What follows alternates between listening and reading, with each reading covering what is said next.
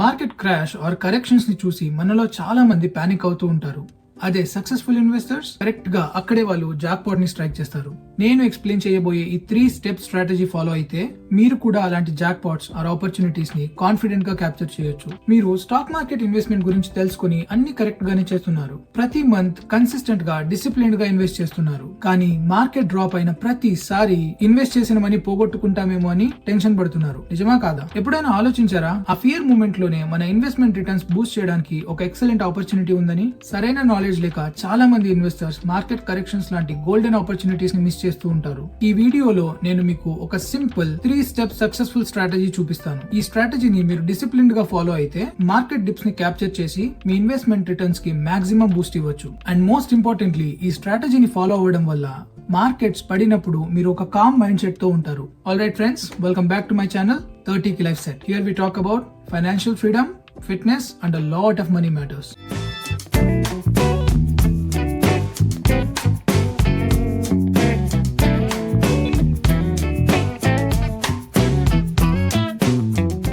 ముందుగా ఒక clear point తో స్టార్ట్ చేద్దాం. లాంగ్ టర్మ్ ఇన్వెస్ట్మెంట్ లో dollar cost average are rupee cost average ఒక కింగ్ లాగా అన్నమాట. ప్రతి successful long term investor follow అయ్యే స్ట్రాటజీనే ఈ DCA. DCA యూజువల్ గా SIP చేసే ఇన్వెస్టర్స్ ట్రాక్ చేసే metric. For example look at this. మీరు 1000 రూపీస్ ప్రతి మంత్ ఒక ఫండ్ లో ఇన్వెస్ట్ చేస్తే ఫండ్ ప్రైస్ పెరిగినప్పుడు మనకు తక్కువ యూనిట్స్ ఆర్ షేర్స్ వస్తాయి. అదే ఫండ్ ప్రైస్ తగ్గినప్పుడు సేమ్ 1000 రూపీస్ కి ఎక్కువ షేర్స్ ఆర్ యూనిట్స్ వస్తాయి. ఇలా over a period of time consistent గా ఇన్వెస్ట్ చేయడం వల్ల మన average buying price and returns consistent గా ఉంటాయి. మనం ఈ స్ట్రాటజీలో DCA ని చేంజ్ చేయట్లేదు, జస్ట్ ఆప్టిమైజ్ చేస్తున్నాం to make better than consistent returns. ఒక యావరేజ్ ఇన్వెస్టర్ కన్నా ఎక్కువ రిటర్న్స్ ని క్యాప్చర్ చేయడం మన goal. SIP or lump sum invest చేసే మోస్ట్ ఇన్వెస్టర్స్ DCA పైన ఎక్కువ ఫోకస్ చేసి ఉన్న క్యాష్ మొత్తం ఇన్వెస్ట్ చేసేస్తూ ఉంటారు. మార్కెట్ డిప్ అయినప్పుడు ఇన్వెస్ట్ చేయడానికి వాళ్ళ దగ్గర ఎక్స్ట్రా క్యాష్ ఉండదు. సో డిప్స్ ని క్యాప్చర్ చేయాలంటే ఫస్ట్ మనం ప్రిపేర్డ్ గా ఉండాలి. Which brings us to step number 1, creating strategic cash wedge. మన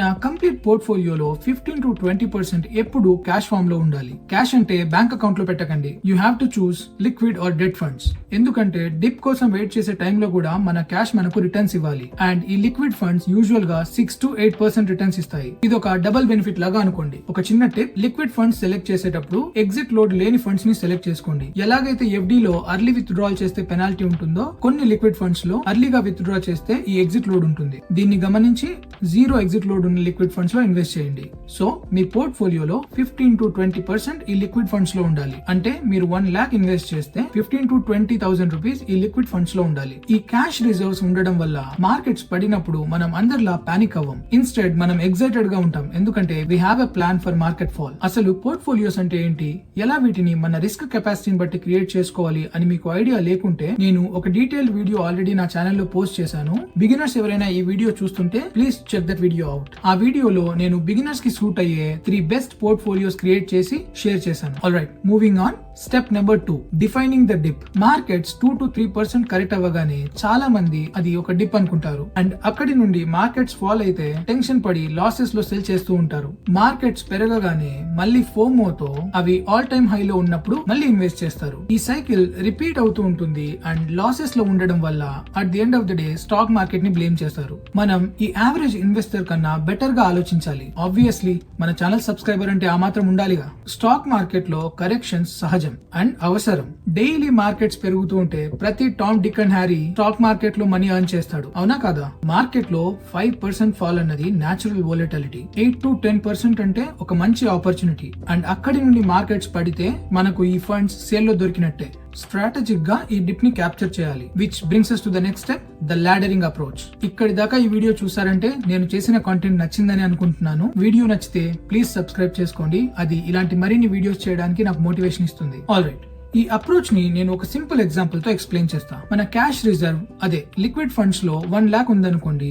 ఆ 1 lakh ని మనం 4 పార్ట్స్ గా డివైడ్ చేద్దాం. 25% ఈచ్ పార్ట్. అలాగే మార్కెట్ ఫాల్ ని కూడా మనం 4 పార్ట్స్ గా డివైడ్ చేద్దాం.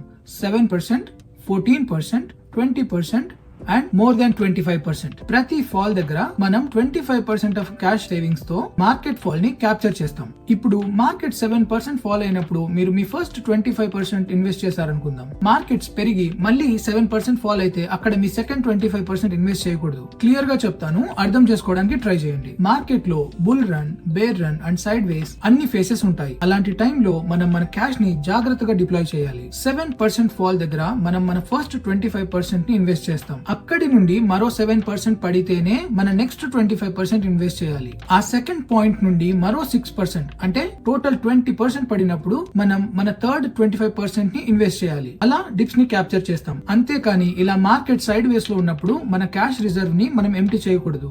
ఆల్ టైమ్ హై నుండి మార్కెట్ మళ్ళీ 7% ఆర్ మోర్ పెరిగినప్పుడు అది మన న్యూ ఆల్ టైమ్ హై అవుతుంది. అక్కడి నుండి ఫాల్ కోసం మళ్ళీ మనం వెయిట్ చేసి డిప్స్ ని క్యాప్చర్ చేయాలి. మన మంత్లీ ఇన్వెస్ట్మెంట్స్ కంటిన్యూ చేస్తూ ఈ స్ట్రాటజీని మనం అప్లై చేయాల్సి ఉంటుంది. మన monthly investment market bull run లో ఉన్నా, బేర్ రన్ లో ఉన్నా, సైడ్ వేస్ ఉన్నా మనం దాన్ని ఆపకూడదు. మన పోర్ట్ఫోలియోలో ఒక పార్ట్ లిక్విడ్ ఫండ్స్ ఉండటం వల్ల ప్లస్ ఈ స్ట్రాటజీని మనం అప్లై చేయడం వల్ల రిసెషన్ అండ్ కోవిడ్ లాంటి స్ట్రాంగ్ మార్కెట్ ఫాల్ లో మనం ఎక్సలెంట్ రిటర్న్స్ ని క్యాప్చర్ చేయొచ్చు. And that to with peace of mind. మనం మనీని కంట్రోల్ చేయాలి, అంతేకాని మనీ మనల్ని కంట్రోల్ చేయకూడదు.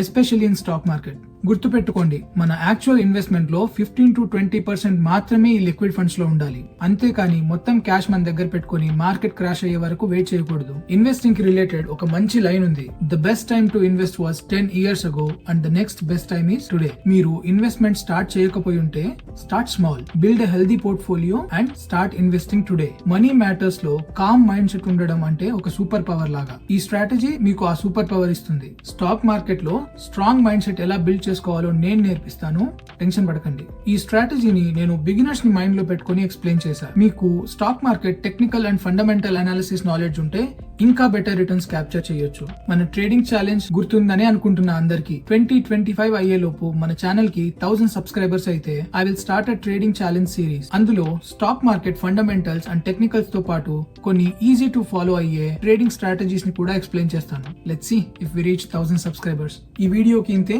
వీడియో నచ్చిందని అనుకుంటున్నాను. నచ్చితే వీడియోని లైక్ చేసి ఛానల్ ని ప్లీజ్ సబ్స్క్రైబ్ చేసుకోండి. ఫైనాన్షియల్ అండ్ ఫిట్నెస్ కంటెంట్ ఇష్టపడే మీ ఫ్రెండ్స్ అండ్ ఫ్యామిలీ మెంబర్స్ తో ప్లీజ్ నా ఛానల్ షేర్ చేయండి. I really appreciate it. నేను చెప్పిన వాటిలో ఏవైనా డౌట్స్ ఉంటే కింద కామెంట్ సెక్షన్ లో రాయండి.